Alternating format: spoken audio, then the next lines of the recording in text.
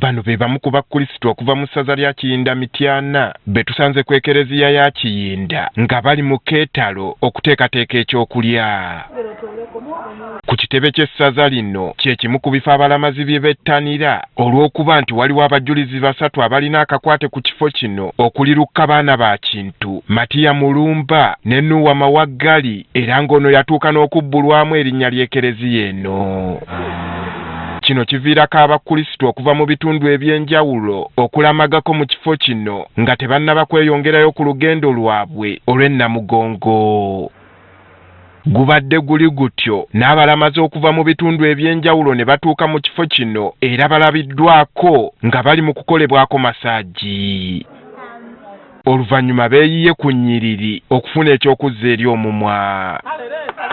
Wansi w'ekibiina ky'abajulizi ekimanyiddwa nga Martyrs Guild, abakristu baasalawo okujjukira omusingi dayosisi yaabwe kwe yazimbirwa abo abaliwo kati nabo okubaako ettaffaali lye bagatta ku balamazi. Ekyokufumbira abantu emmere twalaba bambi abantu bangi abatambula okuva sayidi Fort Portal, Kasese, Kongo bonna bagezaako okuyitira wano, baagala okuyitira wano olwo waaliwo omujulizi eyafiirawo Nowa Mawaggali.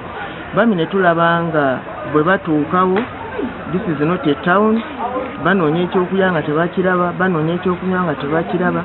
Tetugamba nedda kyetaagisa okubaawo enteekateeka ey'okubeera ng'abantu bano tubadduukirira tusobole okubafumbiranga era ne bajja basula bulungi banaaba booza bavaawo ddala nga bamatidde nenga n'abakulu abo bakyagala. Kino bakikola bayitamu abo abatasobola kulamaga ne babakuŋŋaanyamu obuyambi. Batuyambeko okubalabirira kati bw'olabirira omulamazi atambuza ebigere naawe ogabana ku mukisa gw'oyo atambuza ebigere. Twasooka ne tufumba obuugi naye bwe twakireeta ne tukitunuza mu bakristu bannaffe ne babeera nga batudduukirira. Aleese akawunga, aleese omukyere, aleese essukaali okuteeka mu kuugi, abamu ne batandika okutuwa emmere. Bakristu bokka wabula abasiraamu ab'amadiini gonna tugendayo ne batuwa ebintu, ensawo za mukyere, ensawo z'essukaali oba kilo 25. Ebibasoomooza nabyo babitubuulidde. Lumu nnamba etusukkako abamu ne baba nga bagenda nga tebafunye kyakula naye era tufuukola nga buli omu waakiri afuna ekikopo ky'obuugi. Bwe mutambula abantu oba agenda kuwa ssente n'akuwa naye ng'azoogeredde so nga ate taziwa ggwe Katonda oli yabaamulaba naye n'akwogerera tusabiriza nnyo ssente twala tugende kwaka.